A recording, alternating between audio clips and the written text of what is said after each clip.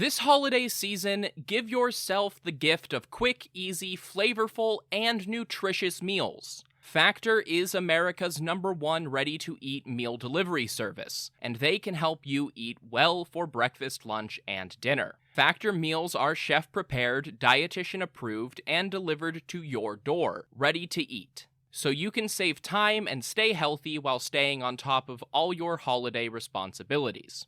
Cross meal prepping off your to-do list with 35-plus fresh, never-frozen meals that are hot and ready in just 2 minutes. Factor offers options to fit your lifestyle and preferences, whether it's calorie smart, vegan and veggie, or their protein plus option.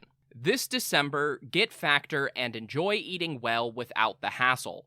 Just choose your meals and enjoy.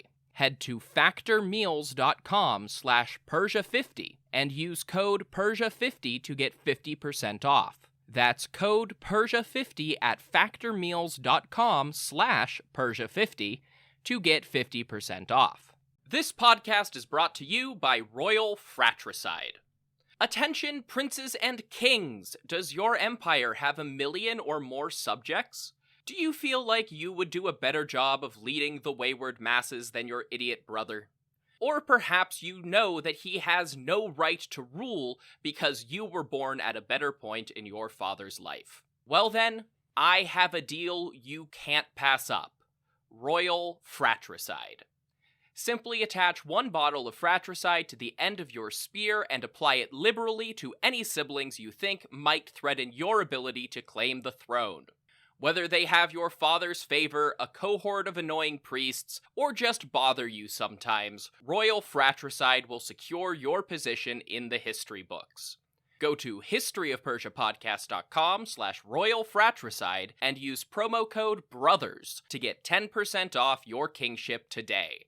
Royal Fratricide does not take responsibility for any coups, plots, or usurpations resulting from use. This ad is to be considered parody. Hopful Media does not endorse X sides of any sort. Please stab responsibly. This podcast is brought to you by Royal Fratricide. Attention, princes and kings! Does your empire have 1 million or more subjects? Do you feel like you would do a better job of leading the wayward masses than your idiot brother? Or perhaps you know that he has no right to rule because you were born at a better point in your father's life. Well then, I have a deal you can't pass up. Royal Fratricide. Simply attach 1 bottle of fratricide to the end of your spear and apply it liberally to any siblings you think might threaten your ability to claim the throne. Whether they have your father's favor, a cohort of annoying priests, or just bother you sometimes, Royal Fratricide will secure your position in the history books. Go to historyofpersiapodcast.com/Royal Fratricide and use promo code BROTHERS to get 10% off your kingship today. Royal Fratricide does not take responsibility for any coups, plots, or usurpations resulting from use. This ad is to be considered parody. Hopful Media does not endorse X sides of any sort. Please stab responsibly. History of Persia is a Hopful Media podcast production. This show is sponsored by BetterHelp Therapy Online. Life doesn't come with a user manual. So when life stops working for you, it's pretty normal to feel stuck. Imagine somebody who spent, say 25 years being really distracted, overwhelmed by clutter, and fluctuating between being really into obscure ancient history and not being able to find the motivation to do the dishes. That person is me, and apparently, if there were a user manual to life, it might have told me that I have ADHD and should talk to my doctor about that. Therapists are about as close to a manual as we can get. Folks who are trained to help you figure out challenging emotions and learn coping skills. BetterHelp has connected millions of people with licensed, registered therapists for convenient and secure online therapy. It's convenient and 100% accessible online. No waiting rooms, no traffic, and not even endless Googling of therapist near me. You just fill out a questionnaire and get matched with an appropriate therapist.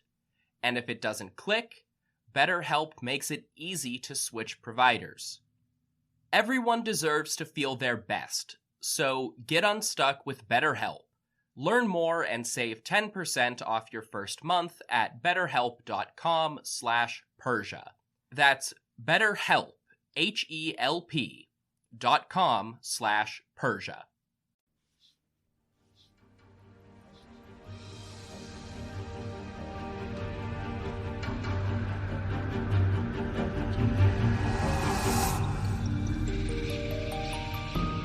Hello everyone, I'm Trevor Cully, and this is The History of Persia, episode 52, The Adventure Continues. Last time, I covered the Battle of Salami, which went to the Greeks. It was a naval disaster on the Persian side. The Persian fleet was reduced to as few as 300 ships, maybe less, in a single engagement.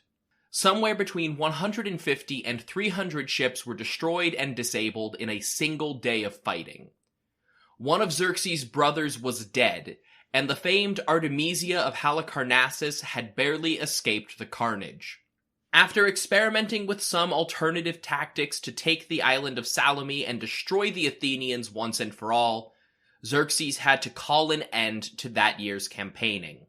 He sent the sons who had accompanied him thus far back ahead of the main force, along with Artemisia and the fleet, while he and Mardonius made plans to withdraw from the burnt shell of Athens.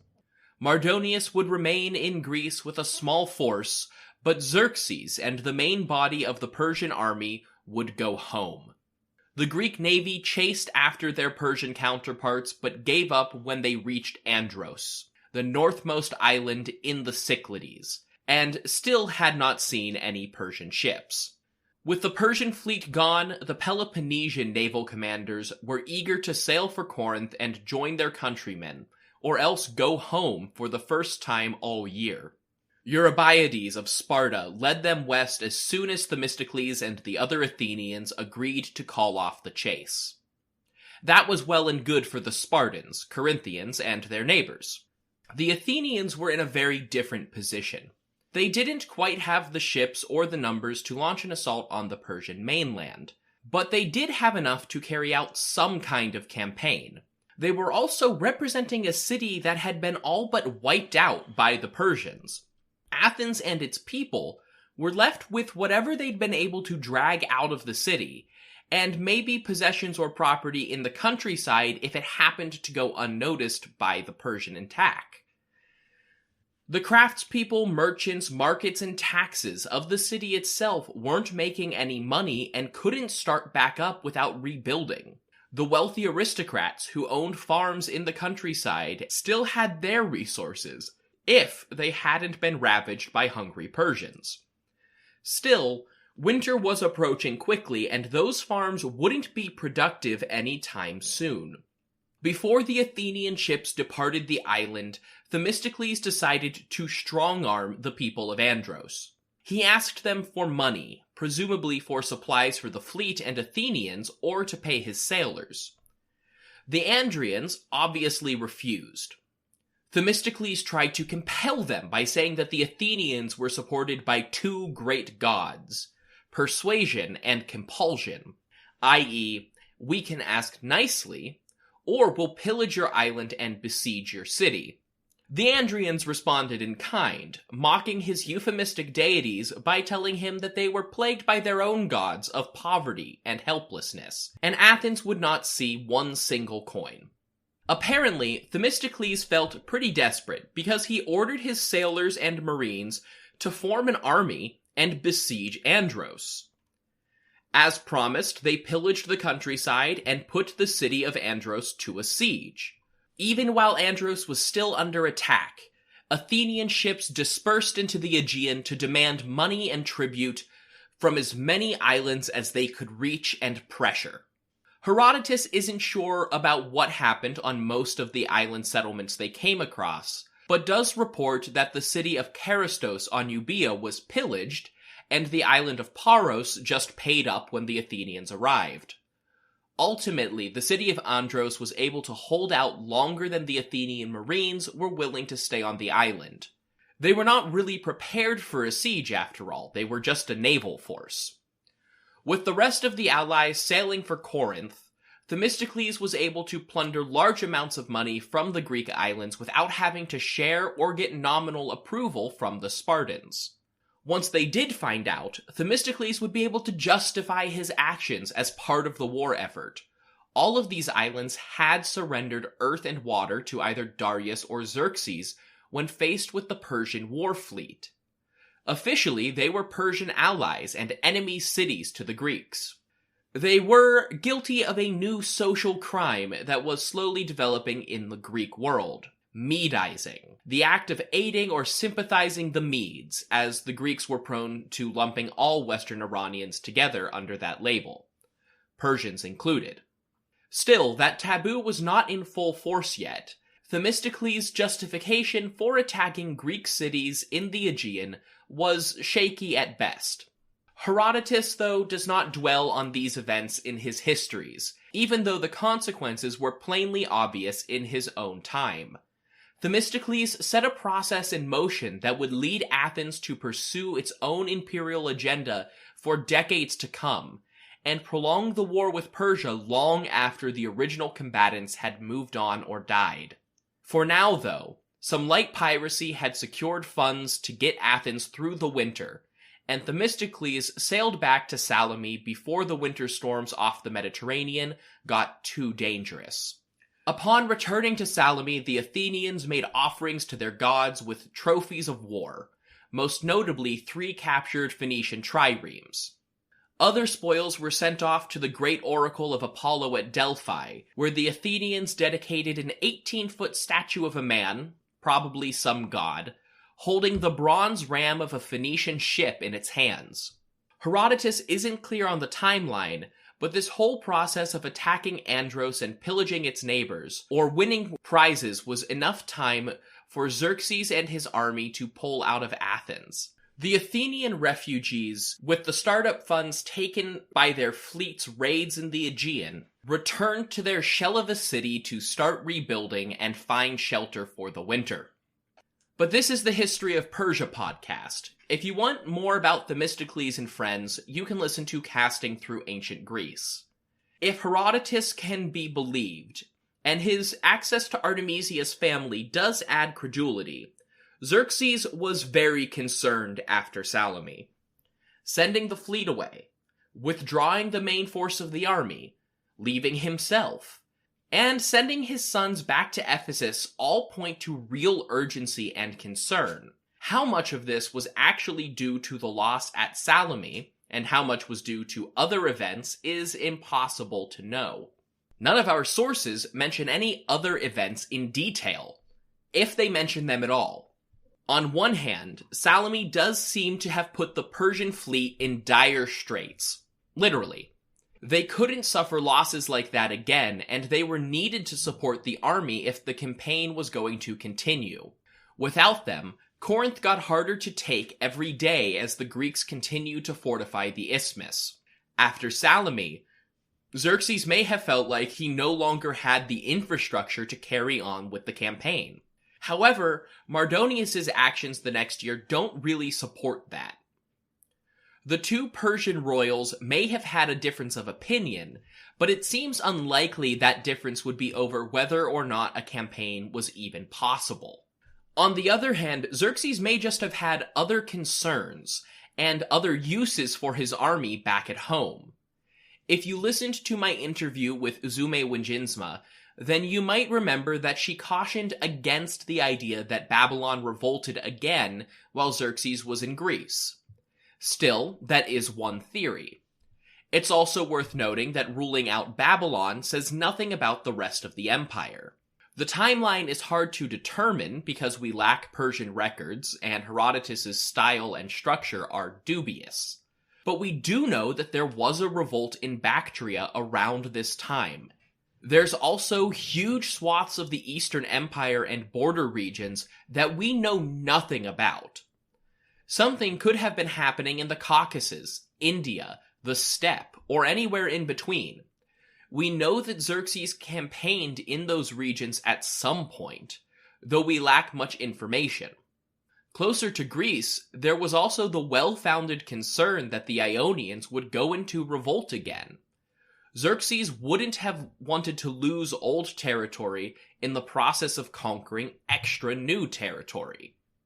I'd also like to put forward a third option. The invasion of Greece was never supposed to take this long. So far as we know, though frankly we don't know much, no king since Cambyses had been away from the royal court as long as Xerxes had. He set out in 481, wintered at Sardis, marched on Greece for most of 480, and by the time he got home it would have been 2 full years. Things didn't go well the last time the king went west for too long. This could even be supported by the revolt in Bactria I mentioned, since it was led by one of Xerxes' brothers. Maybe he was trying to pull a Bardia. I'll talk more about that in future episodes. There's also evidence for this idea in some of the stories we'll touch on more in this episode. By the time Xerxes and his army went home, their supply lines were running out, and Herodotus reports that the Persian troops were starving during the return journey. It gives the impression that the Persians had not planned to support such a large campaign for more than a year. In light of these possible scenarios, Xerxes decided to go home. He placed Mardonius in charge with a small force to remain in Greece and consolidate Persian rule. Mardonius, to his credit, realized he couldn't possibly stay in Athens for the winter. As much as the Persians wanted to conquer and occupy the city, it was a burnt shell, and the surrounding region of Attica was drained from hosting almost double its usual population for 2 months.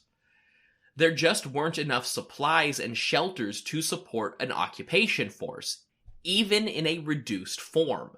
So they followed Xerxes back north to Thessaly, where Mardonius ordered the local cities and towns to host and supply his army that winter.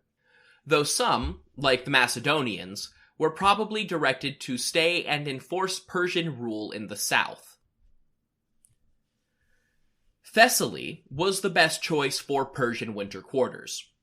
It was one of the most pro-Persian regions in Greece, where some of the cities had openly invited Xerxes to annex their territory.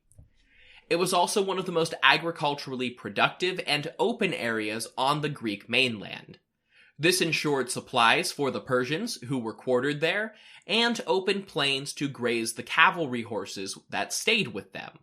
This would have been important because Mardonius wanted to maintain a large cavalry force. According to Herodotus, the general was permitted to choose the units of the army he wanted to keep, while Xerxes led the rest of their land force back to Anatolia. This may have been the case, or they may have jointly decided to leave Mardonius with the most effective and best equipped parts of the army. From a literary perspective, this was Herodotus' opportunity to explain why all of those fanciful outfits and loadouts I mentioned in episode 47 never actually appeared on a Greek battlefield. From a practical perspective, Mardonius made all of the most obvious choices.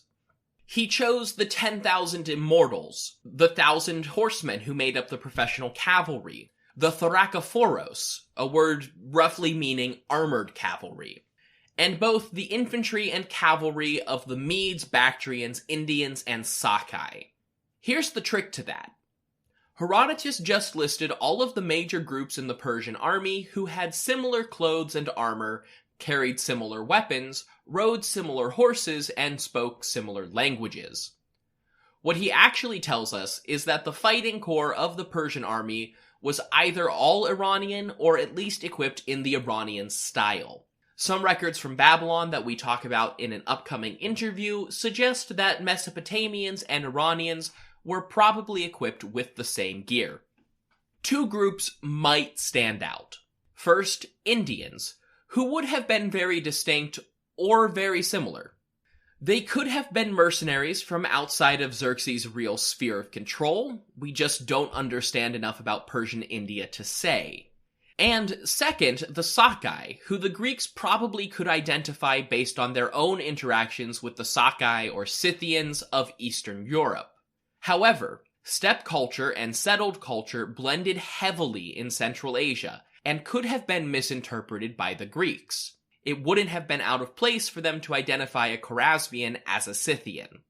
It's also possible that they too were mercenaries hired from either end of the Scythian world in Ukraine or Kazakhstan.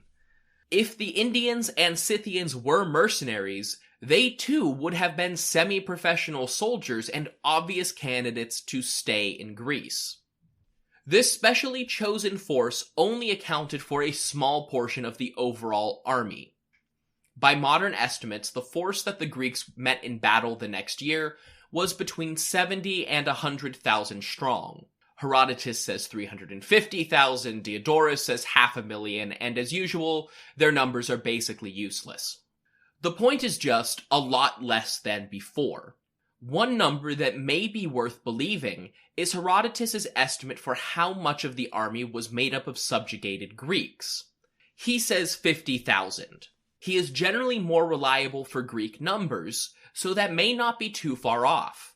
Somewhere in the range of 25 to 50,000 Greek troops under Mardonius would make lots of sense given the territory that he controlled, especially if you start including Macedonians or Ionians. In the final count, there could be as few as 20 to 50,000 non-Greeks staying in Greece for 479. According to Herodotus, the number that stayed over the winter was even smaller, since a few thousand Persians, possibly the Immortals, accompanied Xerxes back and returned to Greece once he was safe back in Anatolia. All of this just makes it a lot more plausible that northern Greece could actually support the occupying army. It could have been as small as 15,000 actual foreigners, though more like 30 or 45,000 including support staff and camp followers is probably more realistic. As Mardonius and his soldiers settled into their winter quarters, Xerxes continued north into Macedonia with the rest of the Persian army to begin their march to the Hellespont, and from there to their homes. It was a relatively short journey, only 45 days, but it was not pleasant. It was 45 days of near constant starvation. You have to think the fleet had probably been doing something to support the supply lines, or else the campaign had taken a lot longer than expected. Herodotus reports that they were plagued by dysentery before they could even make it out of Macedon. Beyond Macedon, they went to the city of Thrace, and on to the region of Paeonia, a confederation of Thracian tribes.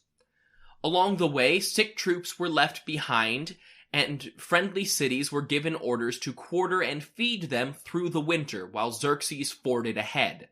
Their arrival in Paeonia could only have compounded the sense of disaster, especially for the Iranian parts of the army.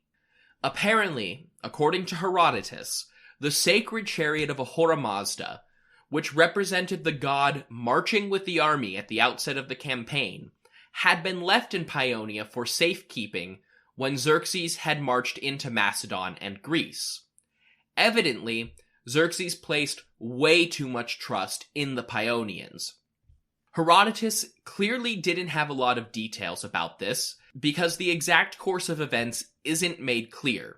Somehow, the Paeonians had given the chariot to a group of Thracians. Based on the way Herodotus describes it, it may be that these Thracians were herdsmen entrusted with the pure white horses that pulled the chariot, because Herodotus tells us that those horses were stolen. He says they were taken deep into Bulgaria, up the Struma River. Forced to march on without divine favor, the crossing was utterly miserable. But it was probably most miserable for 6 Thracian princes, according to Herodotus. Once again, the Greek historian clearly only has a vague idea of events and does not elaborate on them, but this story does contain hints of the strained political situation in Persian Thrace. Apparently, there was a small Thracian kingdom north of the Chalcidices that was still resisting Persian rule. It was just one of many petty Thracian kinglets controlling the regions of Bisaltae and Crestonia. They weren't outright fighting with Persia, but the king had refused to send troops with Xerxes when he marched to Greece. However, 6 of the king's sons had joined the Persian army, presumably taking their own retinues with them. When they returned home, their father had each of them blinded, a typical way of punishing royalty and taking them out of the succession in the ancient world.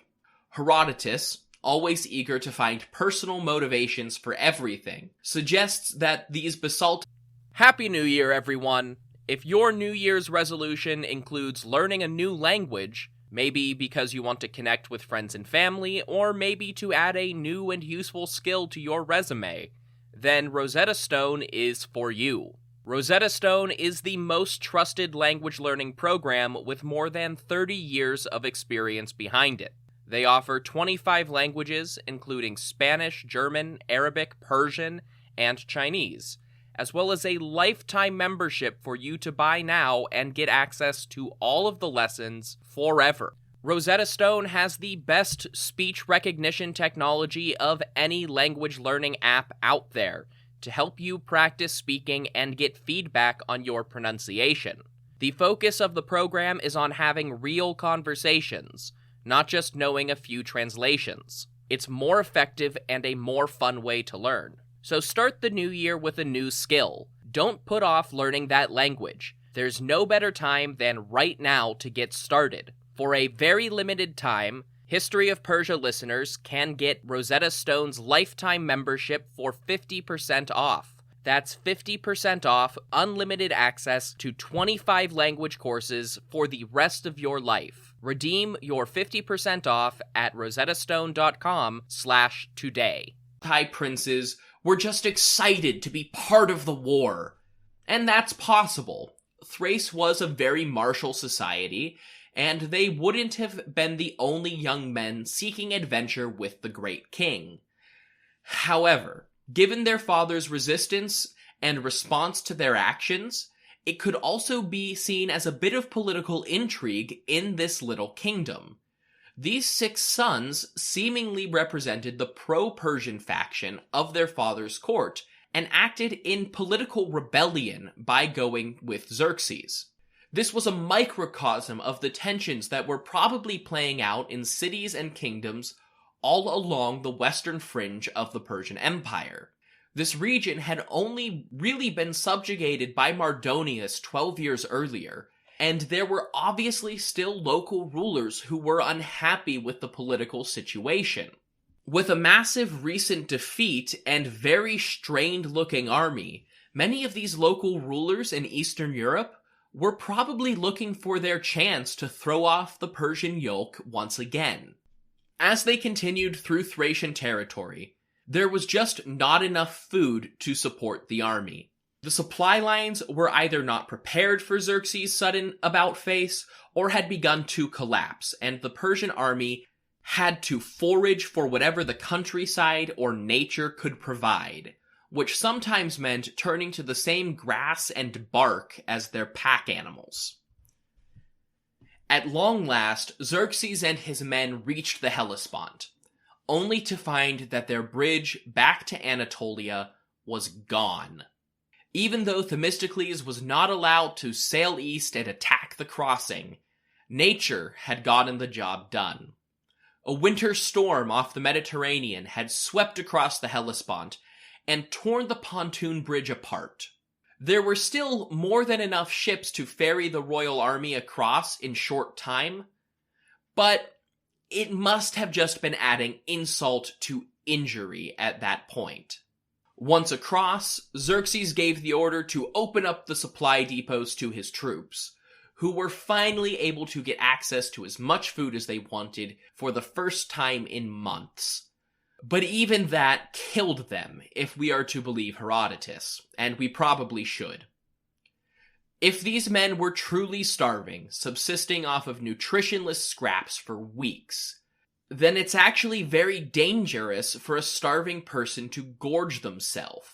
When starved, the human body stops producing digestive enzymes and stomach muscles atrophy quickly. If you don't take it slow and let a starving body relearn how to process food, the results can be fatal, and apparently this happened to many Persian troops before they could finally return to Sardis or their winter quarters in Lydia. Up to this point, the Hezarapatish, the commander of the Immortals, had been a man called Hydarnes. But the Hezarapatish was also one of the chief advisors and companions of the king. So Hydarnes had to accompany Xerxes back to Sardis. He was replaced on the front line by another Persian by the name of Artabazos. Like most of the nobility, Artabazos was one of Xerxes' cousins. In this case, he was a second cousin by way of Darius's uncle Pharnaces, or Parnica, who had been the head of the administration at Persepolis. During the initial march to Greece, Artabazos had commanded the Parthians and Chorasmians, probably indicating that he had some kind of position as local governor or satrap in one of those regions. He was tasked with leading a few thousand men back across Thrace, reinforcing Persian authority as he went, and joining Mardonius in Greece once again. Artabazos took his time to get back to Greece. Not out of any hostility to Mardonius or anything like that, but just because there was no rush. Campaigning wouldn't resume until spring, and a slower pace kept his men out of winter storms. This much smaller force didn't have to impose as much on their Thracian hosts, and would have known to bring ample supplies along with them. As a result, they did not face the same issues of starvation and disease they had seen on their way back from Greece. They also seem to have taken a slightly different route, possibly intending to stop in cities that hadn't recently hosted a Persian army. Artabazos made it as far as the Peloponnesian Peninsula, the eastmost peninsula in the Chalkidikes, without any notable events, at least so far as Herodotus can tell us. However, once he reached this area just east of Macedonian territory, he found the cities of Poteidaia and Olynthos in revolt. These were both cities in the northern part of the Pellene, and it may be worth noting that this area is immediately south of Crestonia, as in that Thracian kingdom that was also resisting Persian rule. Herodotus does not make any connection between this minor Thracian king and the revolt in Poteidaia, but it does seem worthy of speculation. In lieu of historical sources, it is impossible to know what was happening here, but it sure seems like there might have been some kind of localized resistance just east of Macedon by late 480. At this point, it was probably early December, but Artabazos set to work besieging Olynthos, technically just north of the peninsula. Unfortunately, Herodotus was poorly informed about these events, since Olynthos was a Thracian city rather than Greek, and he only provides basic details. Evidently, the city fell quickly, and Herodotus says that the population was slaughtered at a nearby lake. It is much more likely that the ringleaders were executed while the rest of the inhabitants were deported, as that's just what usually happened in these situations. Artabazos gave the city to the local Chalkidian Greeks under the oversight of the tyrant of Torani on the neighboring Sithonia Peninsula, who was apparently promoted to a sort of acting governor of the Chalkidikes. As I said, the Thracian occupants were probably deported, since their situation mirrors other known deportees like Miletus and Priene in Ionia. From Olynthos, Artabazos and his army marched south to Poteidaia. Originally a Corinthian colony city, they controlled the narrowest point on the peninsula, and their own port on the eastern side in the Turonian Gulf. That made it impossible to surround the city and difficult to maneuver for a siege. Unlike Olynthos, Poteidaia was clearly prepared to hold out against the Persians. Somehow, Artabazos managed to get in touch with a sympathetic commander on the inside of the city walls. His name was Timochanos of Sciene, another Greek colony at the southern end of the peninsula. Timochanos and Artabazos exchanged messages by shooting arrows with a letter tied to the fletching over the city walls. They were attempting to arrange some subterfuge where Timochanos would get the Persians up the walls or open a gate. But one of the Persian arrows overshot the prearranged target and wounded a man inside Potidæa.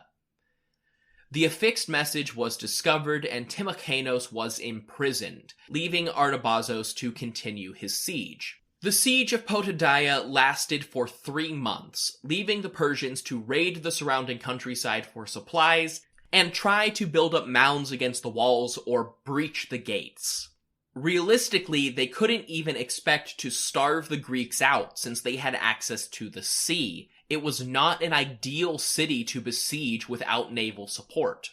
Finally, after months encamped outside the walls, Artabazos thought he had finally received some divine intervention.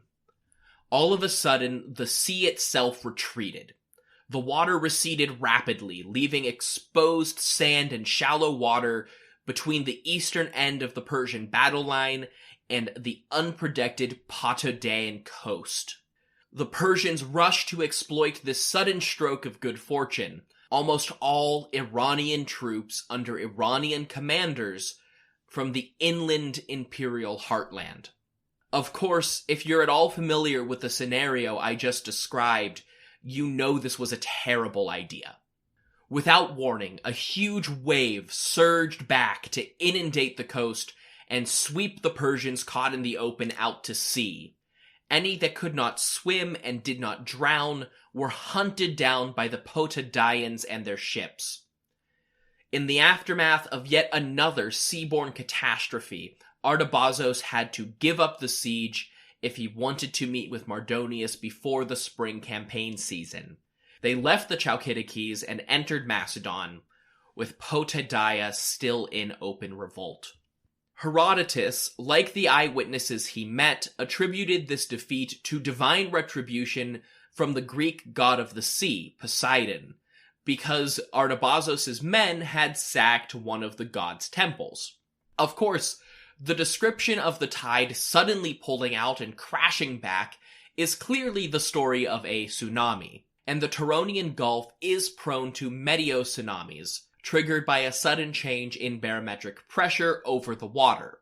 And honestly, at this point, the Persian track record around the sea is enough to really feel like some vengeful god of the Mediterranean was protecting the Greeks from Persia.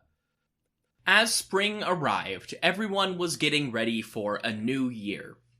In Persia and Babylon, preparations were being made for the Nowruz and Akitu festivals. In Media, herdsmen were undoubtedly preparing for the birth of new foals to raise for the cavalry. In Jerusalem, they prepared to celebrate Passover in the shadow of a partially constructed temple. And all around the Aegean, men were preparing for war. The Persian fleet gathered at Samos to make their plans for the new campaign season. Still reeling from the defeat at Salome, it was agreed that they would not join Mardonius in the west. Instead, the navy was ordered to patrol the Ionian coast.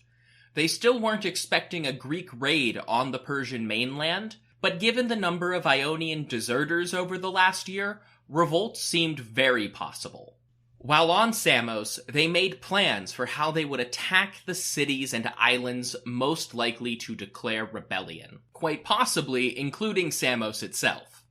They were right to fear that eventuality. Even as they made their plans, representatives and refugees from various Ionian cities were meeting with the Spartan kings, begging them to send the Greek navy to help overthrow the Persians in their home territory.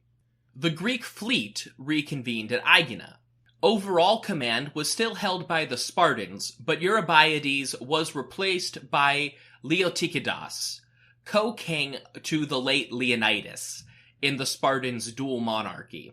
479 was his year to lead the Spartan military, and he chose to lead the allied fleet. It's possible that this was actually the Spartans' way to play it safe.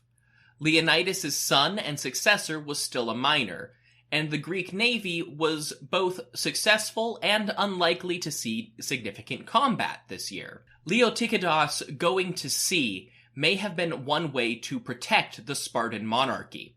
It seems the Athenians were holding back some of their ships for the time being, as Herodotus tells us that there were only 110 of the 300-plus ships that had fought at Salome. The Athenians that did come were no longer led by Themistocles. Instead, he had been replaced by a man called Xanthippus. Xanthippus is worth commenting on, mostly because of his much more famous son, Pericles, but also because he is representative of something that happened in Athens during the winter of 479. Even in the face of cataclysm, the litigious and political Athenians held an election, and Themistocles, the hero of Salome, was booted out of office. To drum up greater numbers, Athens had revoked all criminal sentences of exile and ostracism in 480. This led to all of Themistocles' rivals in the Athenian aristocracy flooding back into Athens all at once. I discussed how they'd all been kicked out over the course of years back in episode 37. At the outset of the war, the situation had been too dire for them to cause much trouble. But once the Persian fleet was crippled, Themistocles fell victim to his own success. Everyone knew that the battles at sea would be secondary to the war against Mardonius on land. Thus, Athens shifted its focus away from Themistocles' navy and toward the heavy infantry, traditionally dominated by the upper class and the aristocracy. Army leaders were voted into office, and they were almost all former political rivals of Themistocles.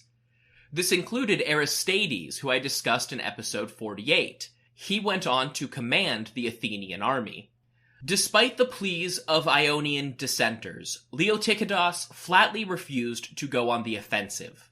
The Greek fleet sailed to the island of Delos, which would operate as their forward position to intercept any potential naval attacks on Greece itself, but they would not go any further for the time being. Back on the mainland, Mardonius called for some diplomacy before they started killing each other. The leaders of the Greek allies were asked to convene with Persian representatives at Athens to negotiate. Mardonius did not go himself, possibly concerned for his own safety, or possibly because unapproachability was equivalent to power in Persian society. He had such a strong position that he did not have to deign to come and see the Athenians himself. Instead, the Persians sent their ally, King Alexander of Macedon, in their stead. A sentence which never stops being strange to read. Alexander I was seemingly the logical choice. He had always been on good terms with Athens and had even been declared an official representative of the Athenians. As a Macedonian, he straddled the line between Greek and foreigner, and was thus familiar enough to seem friendly, but he was also a cousin of the royal family through marriage by his sister and the Persian engineer Bubares, so Alexander was also relatively loyal to Persia. The Macedonian king came to Athens with an offer for the Athenians and the Athenians alone, possibly because Themistocles had spent all of the last year courting Xerxes' attention. The King of Kings would forgive the Athenians for everything they and their fathers had done to Persia. They would allow them to rule over their own land as a democracy, like the Ionians. They would even help them rebuild their city as compensation. Mardonius didn't really like the plan, but he would be forced to comply by the king's orders. If only Athens would go over to their side. Alexander even layered it on further with his own reasoning. He knew from experience that a kingdom that surrendered peacefully to Persian rule could expect fair treatment, even if they didn't like it. But Mardonius would crush dissenting tribes wherever possible. The Persians had more troops and more experience than Greece could possibly match. Why fight a losing battle? When the Spartans, and presumably the other Greek allies, heard about this offer, they were reasonably afraid that Athens might turn on them for personal gain. The Spartan envoy to the council at Athens implored the Athenians not to betray the other Greeks. Athens had a reputation for valuing their independence, and really it would just be immoral to betray your allies. Now this seems a little rich, coming from a city that enslaved its neighbors, forced the other Peloponnesians into military alliances, and consistently refused to protect Athens the year before. However, the Spartans also acknowledged the realpolitik of the situation, and offered to support the Athenians with food and money for the duration of the conflict, since their city and countryside were in ruins. Of course, the Athenians didn't really trust Mardonius or Alexander, and probably with good reason. They assured the Spartans that they would stand with the other Greeks. They told Alexander that they knew the stakes and knew them well before Xerxes marched into Greece. They even went so far as to strip Alexander of the official titles and honors he had been given by the Athenians in the past. They cited the common culture, language, and religion of Greece as the reason to resist the invaders. Never mind the fact that Persia was more than happy to let Greek culture persist and even flourish in the dozens of Greek cities they already controlled. Still, with this council, the stage was set. Alexander returned to Mardonius in Thessaly, with news that Athens had refused his offer, while the alliance of Greek cities in the south prepared their people for battle. Mardonius immediately marched on Athens. But of course, Thessaly was far enough away that the Athenians had plenty of advanced warning. Once again, the Athenians, and as many people from the Attic countryside as possible, fled to Salome. Mardonius was left to recapture the empty shell of Athens' once glorious polis. This time, not even a token resistance remained, and the Persians took up their position in Athens once again. And once again, I will end the episode with Athens as a city of refugees on Salome, while their city was occupied by a Persian garrison in the build-up to a disastrous Persian defeat. Until next time, if you want more information about this podcast, you can go to historyofpersiapodcast.com. There you'll find things like the Achaemenid royal family tree, my bibliography, and the support page where you can find different ways to financially support this podcast. Of course, that includes the one-time payments that are all over the website now, but it also includes Patreon, where you can sign up for a monthly subscription that gets you access to things like my email list, bonus episodes, and more. There's also completely free ways that you can support the history of Persia. The best is always to just let other people know about the show. It helps me grow and helps the podcast find new ears. You can also leave a review on iTunes, Stitcher, or whatever your favorite podcast app is. I always love to hear your feedback. Until next time, thank you all so much for listening to The History of Persia.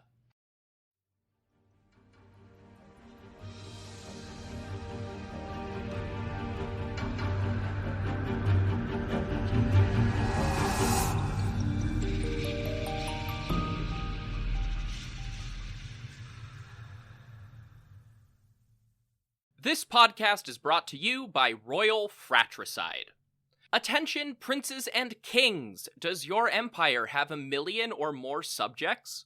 Do you feel like you would do a better job of leading the wayward masses than your idiot brother? Or perhaps you know that he has no right to rule because you were born at a better point in your father's life. Well then, I have a deal you can't pass up. Royal Fratricide. Simply attach 1 bottle of fratricide to the end of your spear and apply it liberally to any siblings you think might threaten your ability to claim the throne. Whether they have your father's favor, a cohort of annoying priests, or just bother you sometimes, Royal Fratricide will secure your position in the history books. Go to historyofpersiapodcast.com/royalfratricide and use promo code BROTHERS to get 10% off your kingship today. Royal Fratricide does not take responsibility for any coups, plots, or usurpations resulting from use. This ad is to be considered parody. Hopful Media does not endorse X sides of any sort. Please stab responsibly. This podcast is brought to you by Royal Fratricide. Attention, princes and kings! Does your empire have 1 million or more subjects? Do you feel like you would do a better job of leading the wayward masses than your idiot brother? Or perhaps you know that he has no right to rule because you were born at a better point in your father's life. Well then, I have a deal you can't pass up. Royal Fratricide. Simply attach 1 bottle of fratricide to the end of your spear and apply it liberally to any siblings you think might threaten your ability to claim the throne. Whether they have your father's favor, a cohort of annoying priests, or just bother you sometimes, Royal Fratricide will secure your position in the history books. Go to historyofpersiapodcast.com/royalfratricide and use promo code BROTHERS to get 10% off your kingship today. Royal Fratricide does not take responsibility for any coups, plots, or usurpations resulting from use. This ad is to be considered parody. Hopful Media does not endorse X sides of any sort. Please stab responsibly.